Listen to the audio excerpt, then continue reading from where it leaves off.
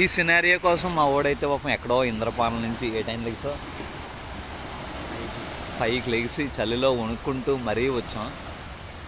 ఆ షైనింగ్ ఉంది కదా, ఇంకొక 20-30 సెకండ్స్లో సముద్రం అంతా బంగారంలా మారబోతుంది. అప్పుడే ఎర్రగా స్టార్ట్ అయిపోయింది. షైనింగ్ ఆల్రెడీ స్టార్ట్ అయింది.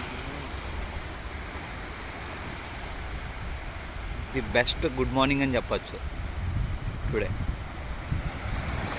ఎంత హ్యాపీగా ఉన్న మూడ్ని అయితే చెడగొడేశారు.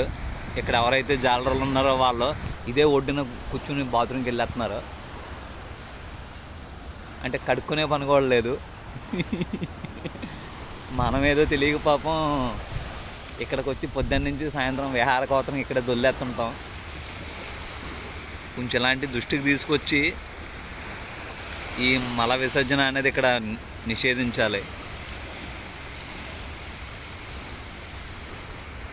అదే నా విజ్ఞప్తి మన కాకినాడ కుర్రోళ్ళకి.